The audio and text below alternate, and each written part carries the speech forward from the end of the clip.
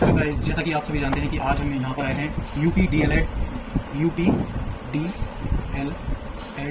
2023-24 से रिलेटेड आज अपने 3 मार्क्स कंप्लीट करने के लिए 3 नंबर पूरे करने के लिए। ऐसा आपको कोई नहीं समझाएगा, बहुत चैनल हैं, बहुत ये है। उन चैनल का तोड़ करने के लिए मैं आ रहा हूँ, बस एक टेस्टिंग वीडियो डाल रहा हूँ कि इसका क्या मेरा रिजल्ट आता है। तो मैं आपको समझाता हूँ एक दो चीज़ें जो कि पता नहीं वहाँ पे क्या क्या दिखा रहे हैं कि ये होगा। आपको मैं 2 चीज़ें बता रहा हूँ। 2 चीज़ें आप अगर बाल विकास का पेपर देने वाले हैं, बाल विकास तो बाल विकास को इंग्लिश में क्या कहते हैं, और एक तो इंग्लिश वाले बच्चों के लिए बहुत ही ज़्यादा दिक्कत आ रही है कि हम कैसे करें। कोई भी इस टाइम ऐसा चैनल नहीं है जो कि इंग्लिश में भी उनको बता सके। I am here to serve. मैं कुछ ट्रेलर आपको दिखाता हूँ, हिंदी इंग्लिश दोनों, मतलब बाइलिंगुअल में। एक क्वेश्चन आता है मेमोरी, MEMORY, इसको कहते हैं स्मृति। ठीक है, स्मृति। तो पूछता है कि मेमोरी में कौन कौन से फैक्टर्स होते हैं। फैक्टर्स कौन कौन से होते हैं, मतलब मेमोरी में क्या क्या चीज़ें आती हैं, फैक्टर्स ऑफ मेमोरी।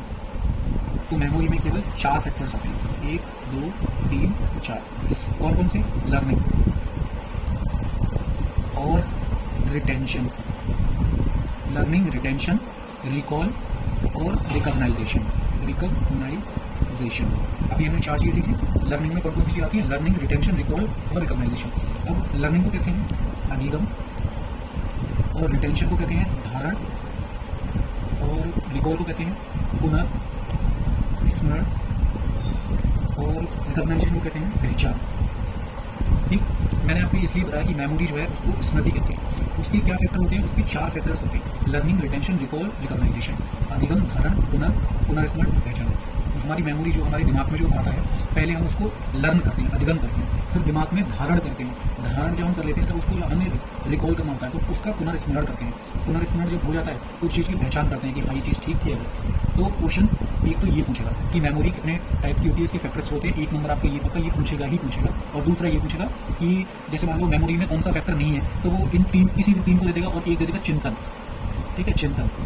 मैं राइटिंग गंदा इसलिए आ रहा है कि मैं थोड़ा तेज लिख रहा हूँ। चिंतन आएगा, तो चिंतन कभी भी मेमोरी में नहीं आता, ये आपको याद रखना है। इसलिए आपके एक ये मार्क्स पूरे 4 फैक्टर, और एक ये पूरे 2 मार्क्स आपके पूरे हो गए। और एक मैं आपको शॉर्ट में और बता देता हूँ। यहाँ तक आई होप सभी लोगों को क्लियर हो गया, इंग्लिश वालों को भी, हिंदी वालों को भी। और ये बहुत शॉर्ट टॉपिक था।